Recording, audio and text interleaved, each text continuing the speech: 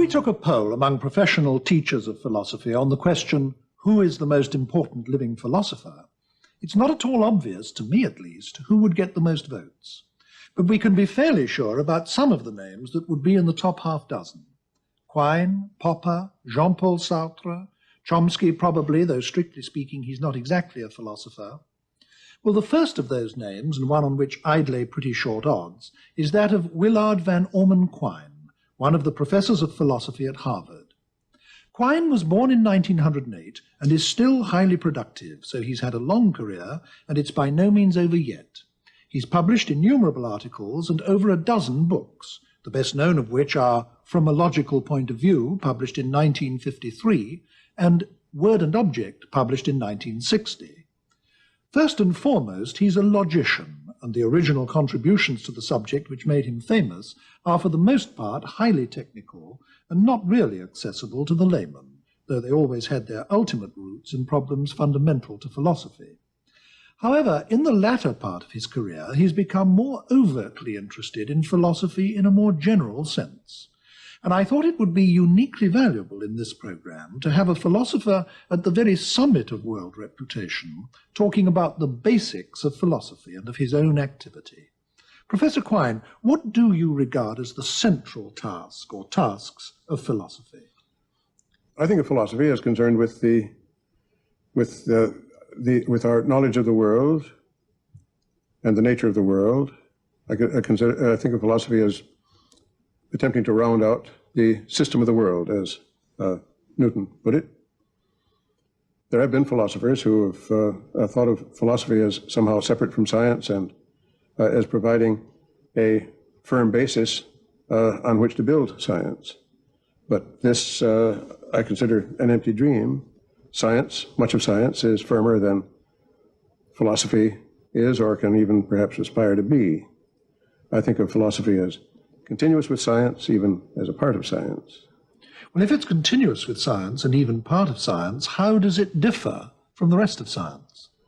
It differs in generality and in abstractness. Science is a continuum extending from history and engineering at one end, if we think of science broadly, to such abstract pursuits as philosophy and mathematics at the other.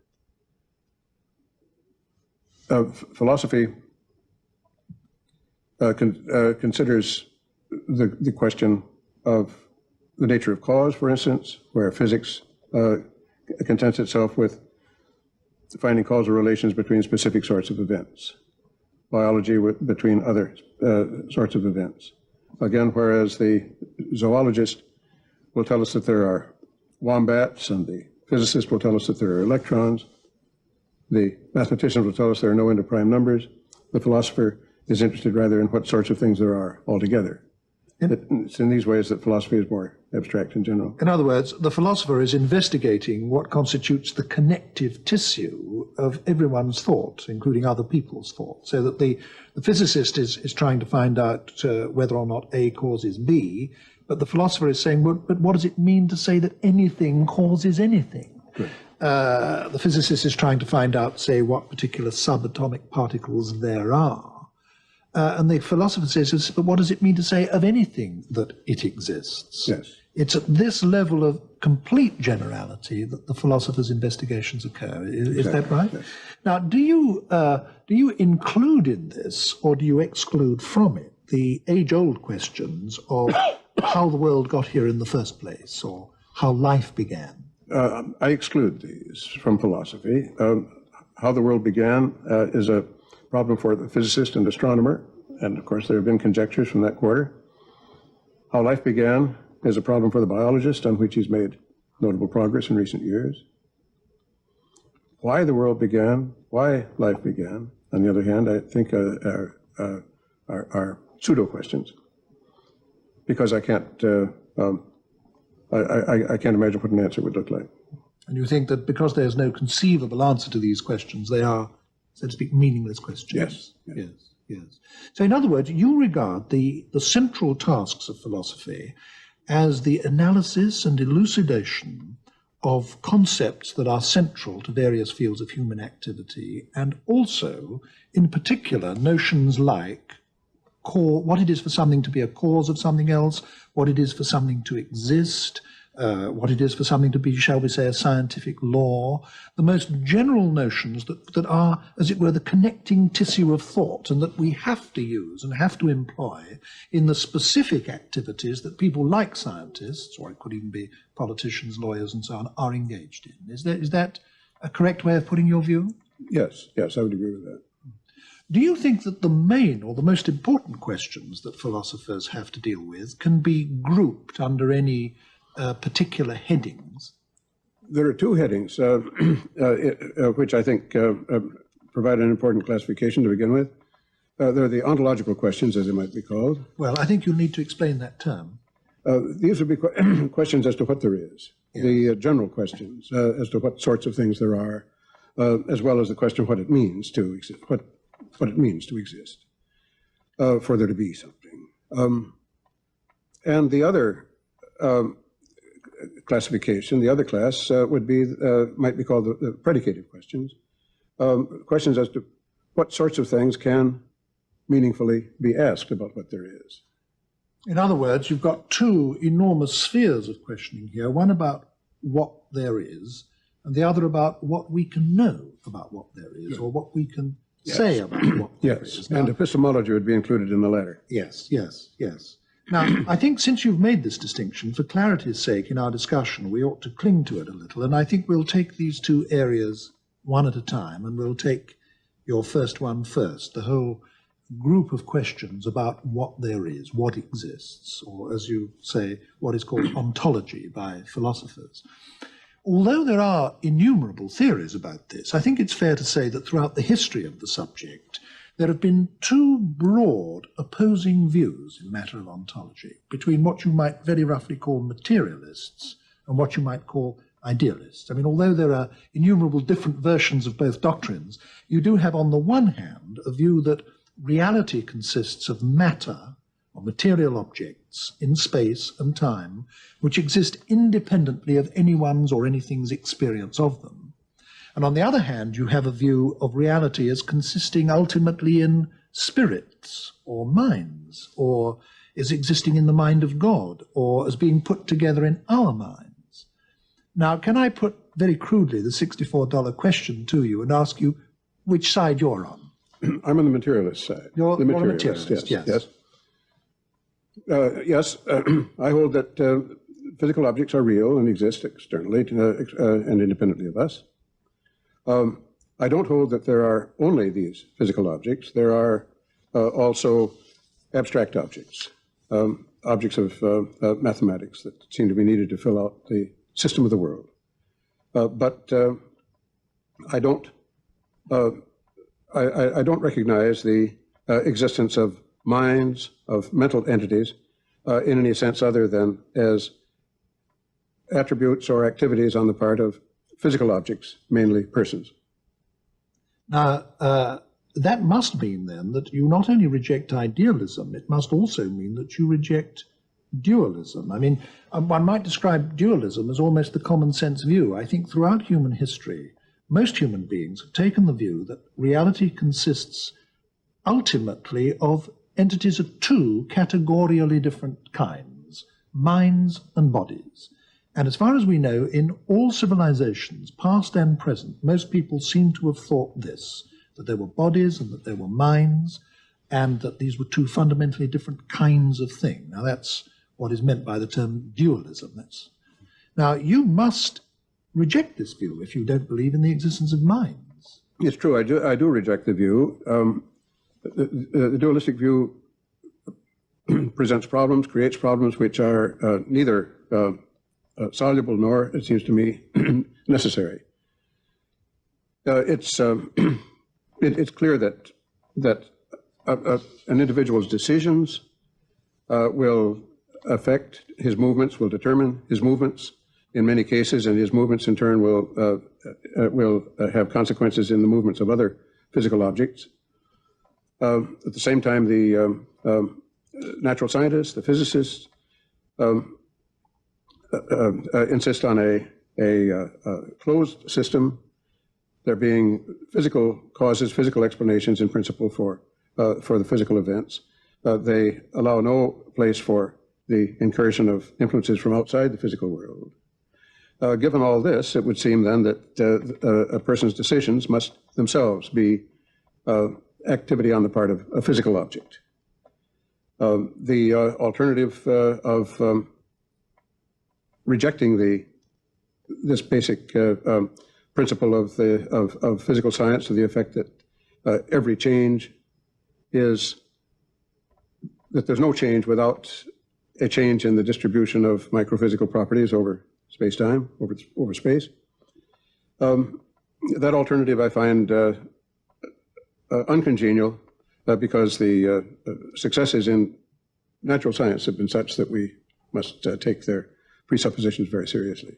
In other words, what you are saying is that wishes, emotions, feelings, decisions, thoughts are all things which take place in physical objects, namely people. Yes. And of course, in a sense, that's an obvious fact. And what you're saying is that not only are these always accompanied by microphysical changes, changes in our brains and our central nervous systems and so on, but they indeed are those microphysical changes. Exactly. Now, before I go on to raise with you some of the apparent difficulties inherent in that view, I wonder if you can explain how it is that almost all of mankind, as I said only a few minutes ago, has disagreed with you about this. So why people in general take a dualist view of reality. Now, I mean, let me add this point. I mean, if I put that question to almost anyone else, he could say, well, it's obvious why people think like that. They think like that because dualism corresponds to directly experienced reality. That is how we experience things. But you can't say that because you don't think it is how we experience things. So what would your answer be? I recognize certainly a profound difference between so-called mental events and externally observable physical ones, in spite of construing these mental events as themselves event states activity on the part of a physical object. The reason, and as for the traditional dualistic attitude, certainly this goes back to primitive times. I think one cause of it, partial explanation, may be the experience of dreams and the seeming separation of the mind from the body. In that state, certainly animism antedated science. Thales, the first of the Greek philosophers, is said to have said that all things are full of gods. Primitive peoples today are said to be animists very largely, and to believe that what we call inanimate objects are animated by spirits. One can even imagine traces of animism in the basic concepts of our science itself. The notion of cause, I suspect, began with the feeling of effort, of pushing on the part of the individual, the subjective feeling, as a mental entity. And force surely had that sort of origin. But as time has gone on and as science has progressed in recent centuries, the dissociation of these concepts from their original mental context seems to have been conducive to great scientific progress. And I think of physicalism as a departure, a product of latter-day science, which of course is a phenomenon that's very uncharacteristic of the history of mankind. But I don't think that the chief reason why most people take a dualist view of reality is to do with dreams or the other things that you've mentioned. I think it's chiefly because we all do have, it seems to me, direct experience of an internal flow of thoughts and emotions and responses and desires and fantasies and memories and so on, which is going on all the time that we're awake, and which is extremely complex, not only in the sense that it may be about complicated things, but also in the sense that there may be several different things going on at once. And I think we're all directly aware of something like this going on inside ourselves. And this doesn't manifest itself in any way in observable external behavior. We are aware of these things, and I'm not denying their existence, but I'm construing them or reconstruing them as activities on the part of physical objects, namely on our part. The fact that these are not observable on the whole from the outside doesn't distinguish them from much that the physicist assumes in the way of internal microscopic or submicroscopic structure of inanimate objects. A great deal goes on that we don't observe from the outside and that we have to account for conjecturally. The important reason for construing all this activity as activity on the part of bodies is to preserve the closed character of the system of the physical world. Does this mean that you deny the real existence of the age-old problem about whether or not we have free will? It doesn't mean that, but because the will would retain its status, even though becoming ultimately a neural phenomenon and an aspect of the activity of a physical object. However, I think the problem of the freedom of the will is an outcome of a confusion. There's no question in my mind about the freedom of the will. The will is free in the sense that people very often do what they will to do. They are free to within limits of constraint and within limits of their strength or talent to do things that they will to do. Freedom of the will does not mean that the will is free to will as it will. That would be nonsense. And it doesn't mean that the will is uncaused. The will is caused. And we all are prepared to recognize that the will is caused when we try to train children in such a way as to influence their behavior or enact laws to discourage criminals, or we try to get votes. People try to sell things. All these are cases of causing people to will, but the freedom of their will remains insofar as their activity is the result of a causal chain, one link of which is the willing. And that willing can be itself caused. It is.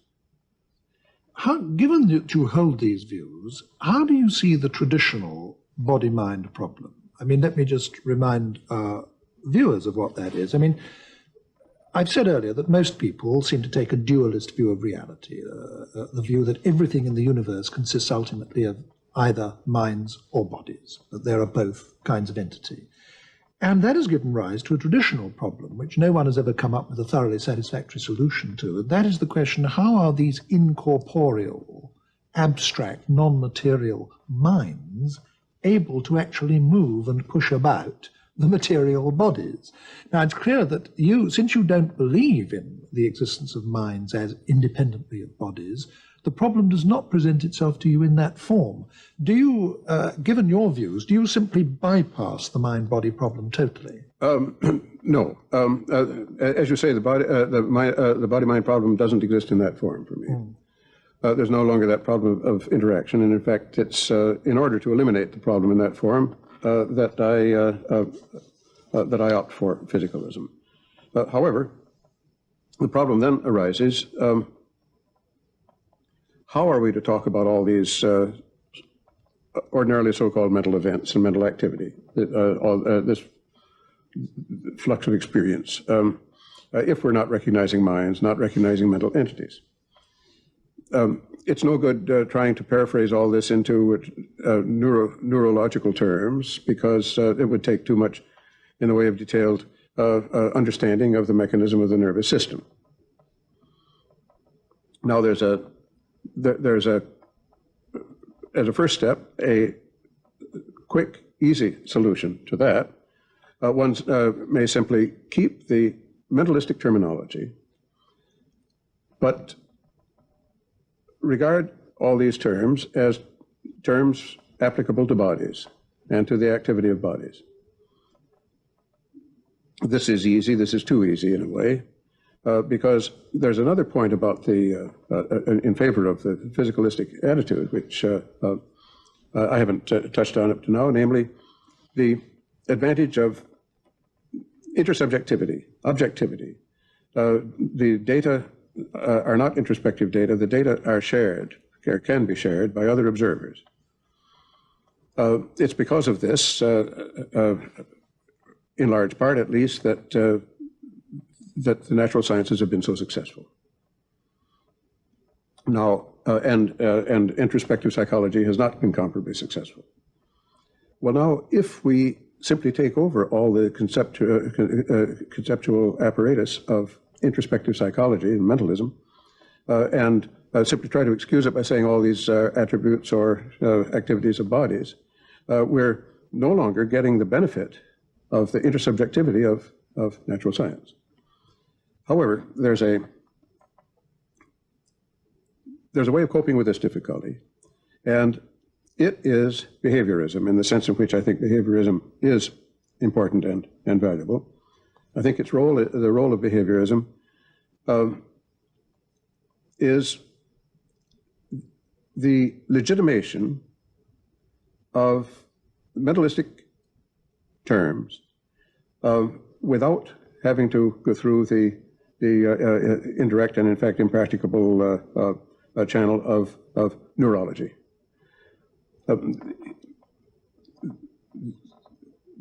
Criteria, intersubjectively observable criteria for mental states are found in behavior, in observable behavior. And that would include verbal behavior, including verbal behavior, yes.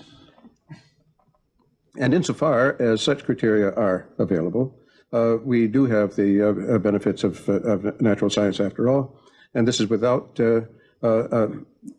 full neurological explanation. So the extent to which I'm a behaviorist is in seeing behaviorism as a way of making objective sense of mentalistic concepts. I don't identify the mental states with the behavior. I identify the mental states rather with neural states, nor do I regard behavioral accounts as, in the last analysis, explanatory of the mental states, mental phenomena. I think that the full explanation of these is to be found rather at the neurological level. In other words, you're saying that behaviorism is not an explanation of the kind of problems with which the philosopher deals, but a way of formulating them. I mean, it's a kind of language in which the problems should be couched or formulated before we then go on to try and provide solutions. Exactly, yes. I think it would be helpful if we paused a moment at this point, Professor Quine, and if I try to recapitulate the ground that we've covered before we attempt any forward moves. I started this discussion by asking you what you regarded as the central tasks of philosophy, and you not only said what you thought philosophers ought to be doing, you also said what you thought they ought not to be doing, and you ruled out a number of questions, but you grouped the questions that you thought philosophers ought to concern themselves with under two main heads. The first head being questions about what exists, what does reality consist of, and the second group being what can we know about this and how can we know and what can we say about it and so on. Now, from that point onwards, we've been pursuing the first of those two groups of questions. And you've said that in your view of reality is physicalist. You think all reality consists in physical entities, that there are not minds separate from physical entities, and that the notion that there are leads us into all sorts of conceptual confusions, which you think a behaviorist analysis liberates us from. I'd like us now to start going over to questions of the second kind, because we were beginning to get into them already, and that's why I thought it time to stop and reassess where we were. Can we now move into the second area of how we acquire knowledge of this physical world in which we find ourselves? Good. One correction I would make, though, my position is not that there are only physical objects. There are also abstract objects. But these abstract objects are not mental. It's important to make that distinction, isn't it? You don't believe in the existence of minds as separate from physical things, but you do believe in the existence of certain abstract entities. Yes, numbers notably. But I think you need to explain that a bit. If you are a physicalist, how can you justify your belief in the existence of abstract entities at all? The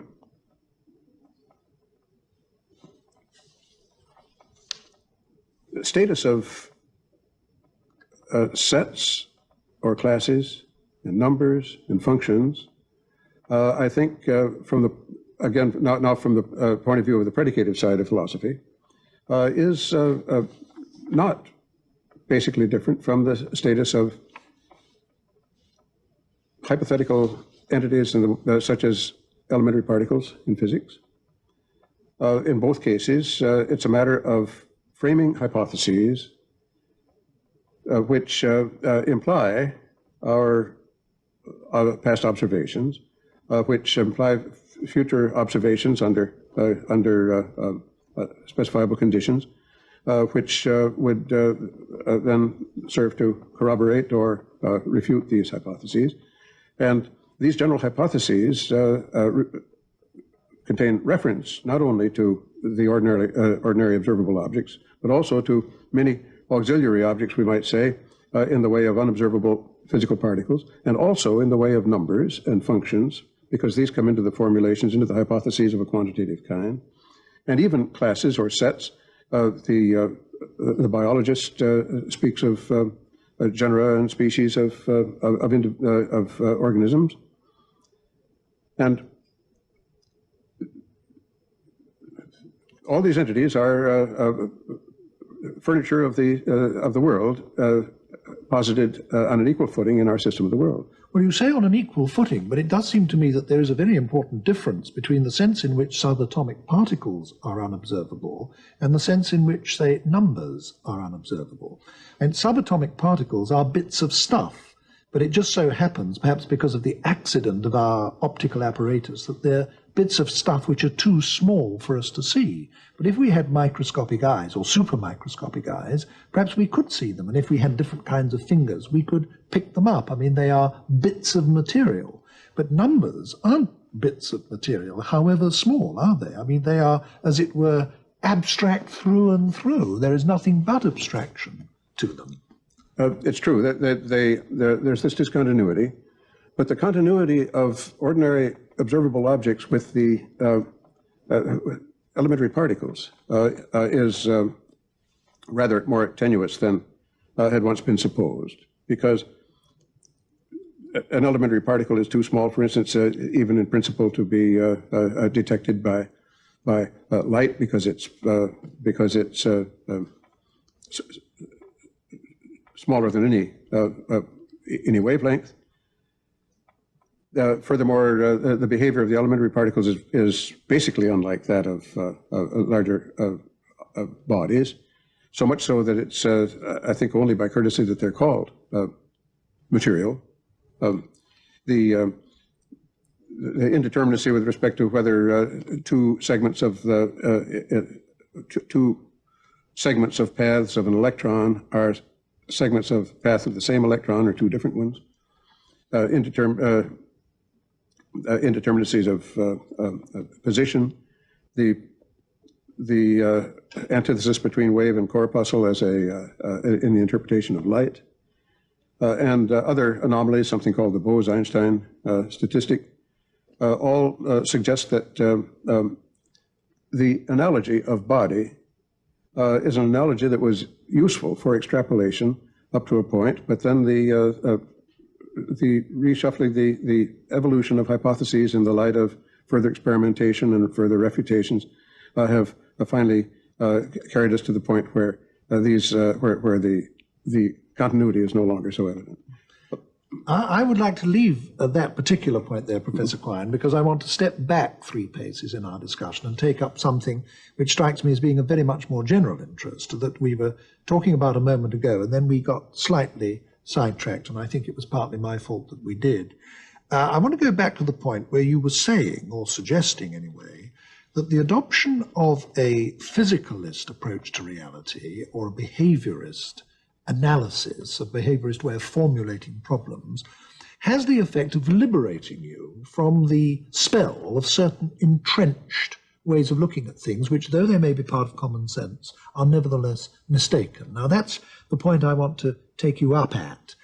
Can you say what some of the entrenched ideas are from which you believe your approach would liberate us? Good. Liberation is one way of looking at it. A sterner discipline is another way of looking at behaviorism. But at any rate, a major example is the notion of meaning. There's the common sense notion that words somehow convey meanings. How do we know that the same words convey the same meaning to two speakers? We can see that the speakers react in the same way. All this is describable in behavioral terms, but might the meanings themselves be different? What behavioral sense can be made of the question? No behavioral sense, no adequate behavioral sense has been made of it. There are other notions that come similarly into question. Translation. Once the notion of meaning is questioned, the notion of translation becomes more complex. We can no longer say it's simply a matter of producing another sentence that has the same meaning as the sentence that's being translated. The notion of necessity, again, comes into question. Well, there are two kinds of necessity, there are aren't two there? kinds, yes. Logical and causal. Yes. The one commonly is understood as necessity by virtue of the meanings of the words. The sentence is true by virtue of the meanings of the words that it contains. This characterization goes by the board if the notion of meaning does. Then there's the notion of physical necessity. Necessity by virtue of physical law. This doesn't depend in the same way on meaning, but by somewhat the same sort of scruples, it also becomes questionable.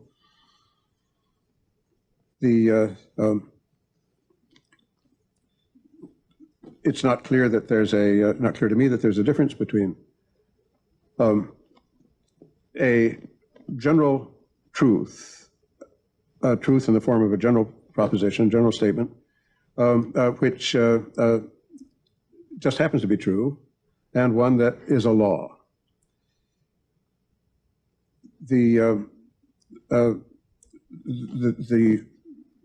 term necessary, the adverb necessarily, is in very common use, and that suggests that perhaps people have a distinction in mind between two sorts of truth, the necessary and the accidental or contingent. But I think the use of the ordinary use of that word can be explained otherwise. I think it's dependent on situation, on context. One says necessarily and follows it with a sentence. When he thinks that the other person is bound to admit it because of what he already has committed himself to, or because he may be presumed to believe, that this will vary with the context. So you're calling into question such very fundamental notions of our thinking as causal necessity, logical necessity, the idea of a law, the notion of meaning. Yes. The ground is beginning to disappear from under our feet. And I think what I would like to do at this stage, Professor Quine, is ask you to characterize for us as a whole the kind of view of the world that we're coming out with. Can you... Good. Well, now let's proceed again by in terms of that dichotomy between the ontological and the predicational. On the ontological side, what I am accepting, assuming, comprise physical objects, a physical object being construed quite generously as the content of any portion, however scattered and discontinuous, of space-time, and all classes of such things, and all classes of such classes, and so on.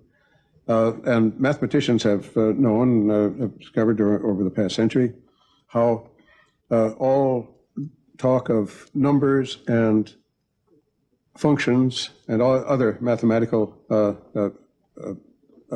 entities can be paraphrased into talk of the pure set theory of the classes. Classes of classes, appropriate ones, can be made to do the work of numbers and of functions and the rest. So we need these.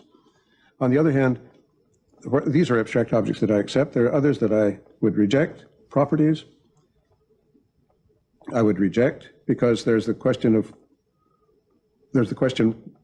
in what circumstances do two descriptions, two characterizations determine the same property, and in what circumstances do they determine different properties which just happen to be properties of all the same things. The problem in short of individuation, of identification of properties. And it's ordinarily said that two clauses, let's say, two phrases, determine the same property if they have the same meaning. But of course, this characterization goes by the board if we don't accept the notion of meaning. In the case of classes, this problem of identification does not arise because classes are identical simply if they have the same members.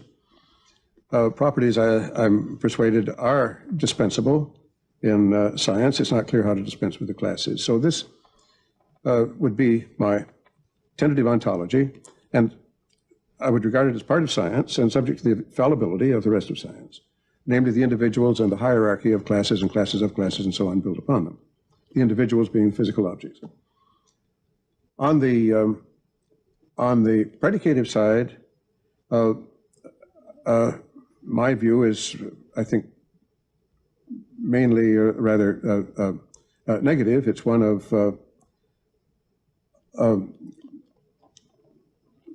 rejecting predicates that have too little in the way of behavioral, or let's say of observable criteria for their application, or failing that, I think one must also accept theoretical predicates which don't admit of observational criteria, but there one must insist on their being pretty firmly related to predicates of the observational kind through laws, hypotheses, general physical theory, which makes for a well-knit system of the world which expedites prediction. So that I would insist not that predicates have have necessary and sufficient conditions in observation, but that they have a good share in the way of observable criteria, symptoms of application, or that they play quite a promising role in the theoretical hypotheses. One thing that pleases me very much about the discussion that we've had is that none of it so far has been specifically about language or about words. And I say that because a lot of intelligent laymen who begin to take an interest in philosophy are sometimes put off by what they take to be the discovery that modern philosophers are doing nothing but talking about words, talking about terms, analyzing sentences, statements, and so on. And you haven't talked in that way at all, and it's quite clear that the problems with which you are concerned are not problems about language. Nevertheless, someone opening your books, or a student coming to study with you at Harvard for the first time, would find that a great deal of your technique of approach to these problems is via the analysis of concepts and therefore careful attention to words, the elucidation of sentences and statements and so on. Why is it that you and other contemporary philosophers adopt this linguistic approach to what are, after all, essentially non-linguistic problems? One reason is a strategy that I call semantic ascent, A-S-C-E-N-T. Philosophical issues are often concerned with very fundamental traits of one's conceptual scheme, And if two philosophers disagree on such points, it's difficult for them to discuss their disagreement without each of them begging the question, because it's hard to reason and argue without making use of the fundamental principles of one's own conceptual scheme. And a way of avoiding or somewhat minimizing this difficulty is the device of moving up one step semantically and talking about words instead of using the words to talk about the things. And if one makes this move, then one can talk about the rival systems as systems of sentences. One can compare them in point of simplicity and in point of inclusiveness, and make a judgment on a shared basis without the circularity, the question begging. Well, we're coming to the end of our discussion now, Professor Quine, but I would like, just before we do literally end, I'd like to ask you if you can say anything at all, perhaps in the light of the discussion we've had up to this point, about what you are currently working on. I'll have to ask you to be briefer than I would like because we have so little time left. But I would like you, before we end, to say something about what you're doing original work on now. Well, at present, I've been writing short things in an effort to elucidate some of the points already in my other writings, or to extend and improve them. But there are several problems on which I would like to see someone make breakthroughs. One of them is connected with language, namely the development of some conceptual scheme to take the place of the untenable, old-fashioned theory of meaning. Something new and something more acceptable in the way of theory of what goes into good translation, for instance. This is a job perhaps for linguists, but it's something of philosophical interest, and it's a job also where someone with a philosophical curiosity is apt to be helpful to the linguist. A second one is related rather to psychology. I should like to see a system of concepts developed which would do the work of the old mentalistic idioms of propositional attitude. X believes that P, X regrets that P, X hopes that P, this sort of thing. These idioms are subject to some subtle logical difficulties and complications, and they're very wanting, in large part of their applications, wanting in adequate behavioral criteria. I should like to see, not for general discourse, but for scientific purposes, some apparatus which would serve the same purposes as these and be free of those faults. The third is related rather to mathematics. Somewhat begrudgingly, I accept the apparatus of abstract objects, sets and the rest, as an auxiliary to science because it seems to be needed. But I should like to see